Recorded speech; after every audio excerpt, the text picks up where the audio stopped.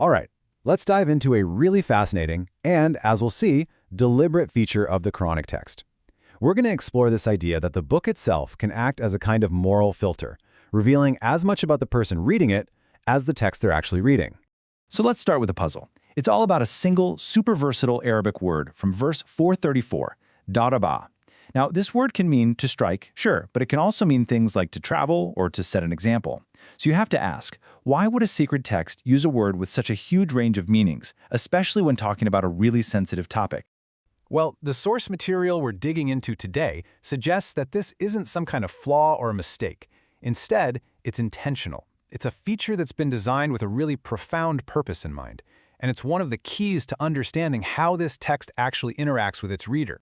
And that brings us right to the core idea of this explainer, this concept of the Qur'an as a moral filter. It's this idea of a mechanism that's built right into the language, one that kind of tests the intention of the person who's reading it.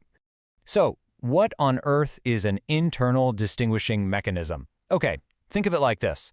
Certain features in the text act almost like a diagnostic tool. They're designed to separate readers who are sincerely looking for guidance from those who might just be looking for a way to justify themselves.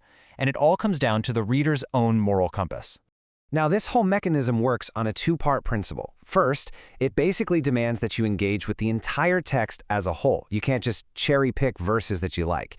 And second, the way it's structured is specifically designed to tell the difference between different types of readers, based on how they approach it.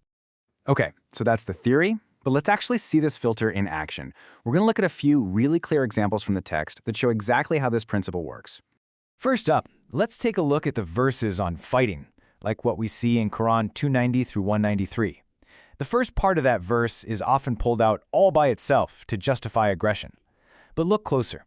The text gives you crystal clear limits, right there, in the exact same sentence. And boom, right there, you see the split. The sincere reader sees the whole picture. Fight only those who are fighting you, and, this is the key part, do not transgress.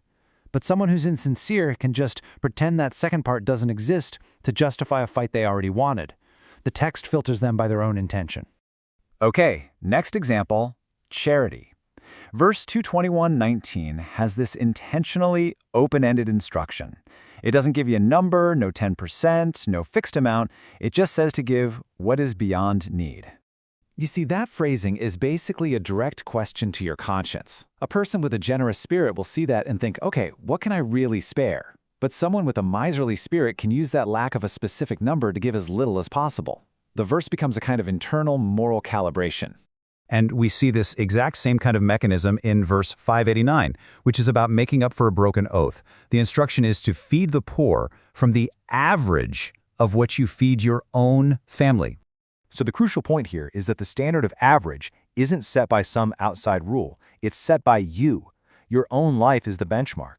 Someone who wants to be fair will give an amount that upholds the dignity of the poor, but someone looking for a loophole might just say, well, my cheapest meal is the average, right? It reveals their own sense of justice. And this pattern just keeps showing up. We see it again in verses about modesty, like in 24:30, 31, and 33:59. The text focuses on principles. Things like guarding one's chastity, instead of laying down a single, rigid dress code for every person in every place for all time. In that space for interpretation, that's everything. It's not a bug, it's a feature. A sincere reader sees a place to apply a timeless principle with balance and good intention. But an insincere reader, maybe one who's looking for control, sees that flexibility as a weakness and tries to impose super extreme restrictive rules. That space itself exposes their intent. So now that we've kind of built this framework, this idea of the text as a moral filter, let's circle all the way back to our original puzzle. That tricky, multi-layered word, daraba, in verse 434. How are we supposed to approach it? What's amazing is that the Quran actually gives us its own instruction manual for interpretation, right in verse 39:18. It praises the people who listen to what's being said and then follow the best of it. This isn't about just passively hearing something. It's an active choice to find the most ethical, the most just understanding.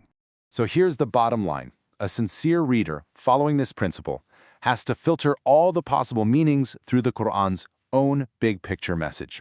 You don't just pick any random meaning you like. You have to pick the one that lines up with the text's core principles. Principles like the kindness mentioned in 30:21 or the equity in 4:128. This means choosing an interpretation that leads to harm or that violates the book's own foundational rules, like the call for kindness between spouses or the flat-out ban on oppression you see in verse 2:2079. It would be totally incoherent. It just doesn't work. It fails the test of a holistic, sincere reading. And this all leads us to a really profound final takeaway from the material. This whole thing isn't just about understanding a few verses. It's about understanding ourselves through the very act of reading. See, the text isn't just sitting there passively on the page like an instruction manual. According to this perspective, it's an active, interactive partner. It's actually engaging with the person who is reading it. And here's the real kicker. The whole point of these internal mechanisms isn't just to inform you of something. It's to reveal something about you. So what's it revealing? Your own disposition. Are you a merciful person or a harsh one? It reveals your intentions. Are you looking for truth or are you just looking for a weapon? It separates the people who are sincerely looking for guidance from those who just want justification for what they already believe. So in the end, the book really does become a mirror. The moral framework you bring to the text, the compassion, the desire for justice, that's what fundamentally shapes the message that you take from it. And that leaves us with one final thought, one that goes way beyond just this one text. Whenever you engage with any piece of complex information, whether it's scripture, a news article, whatever, what is your interpretation, what you focus on, and maybe even what you choose to ignore? What does it all reveal about you?